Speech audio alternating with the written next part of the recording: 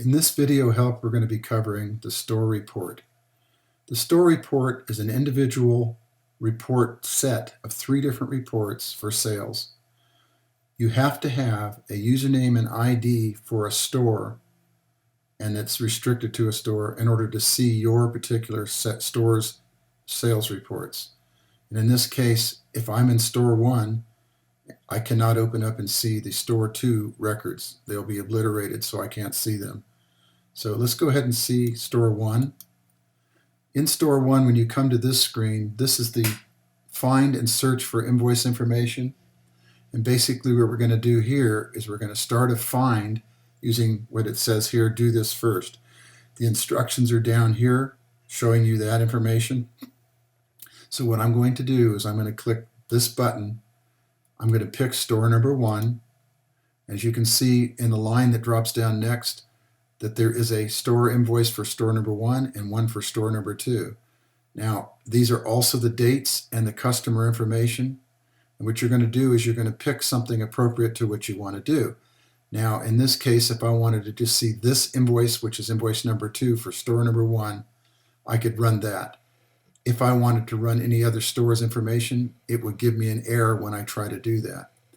You can also do a date range, and this is explained over here like on previous screens.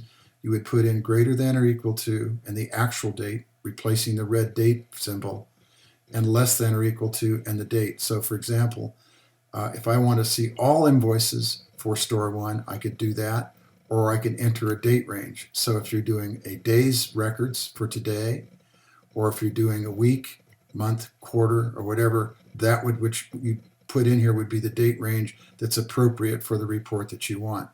In this case, I'm just going to go ahead and pick the store 1 and leave this blank and go ahead and perform the store by report by store, and the number 1 record will come up on the screen. Once I have the record on the screen, it'll show the record and the summary information for that record. If I had a whole series of records in here, it would show you all those series by store number 1. Now let's try to do something here that'll show you how this thing is restricted. If I come over here and I hit record 1 again, and then I go ahead and start to perform the find, and I pick store 2, which I don't have authorization to do, and just left this blank, and then go ahead and hit the store report, I'm going to get this error message. The error message indicates that I put in the wrong information and I need to go back to the main menu and start over again. Part of that information that was at the bottom of near the button when I clicked to come here is that the record did not complete the find, and in this case, when it does not complete the find, you do a cancel and then it comes out of that record. Now that is true for all the reports through here. As you're indicating, I'm just going to go back in here. I'm going to do a store 1, and I'm going to do it for the current invoice that's available. And as you notice, I can click on things and they won't show it until you actually hit the button. When you hit the button, I do store 1 again. In this case, I'm going to put in the store 1 invoice, click out of the way, and in this case, I'm going to show the list view. I'm going to click the list view, and now I have the list view for this report. I can go back into sales, or I can go back into sales and then the main screen and pick this again. And the last report that I'm going to be able to see here, I don't have to click any of these buttons. I just hit the sales by store report, and it brings up the sales by store number 1 report. And what this is products by that store. Now, if I need to see all the data in here, I'm going to click the run. And what it's going to do is going to show the product, the date, and the information as who the customer was that purchased that thing by that product. Then it summarizes the total.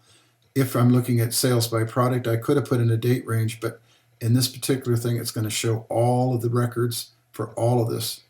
Now, what you want to be able to do here is on this, there's an omit. You can omit certain records that are across from this. As you have additional records, you can go down through here. If you click omit, it's going to take out each record that you don't want to be viewed. Okay, so that'll allow you to take records that are not something you want in the report by just clicking this icon. It'll also change the summary totals, because these are the summary totals by what records are currently in the report. When you finish using the report, you can go ahead and jump out of this by just hitting the main menu button again to go back to the main menu screen. If you have any questions about this particular report, contact me by email. Thank you.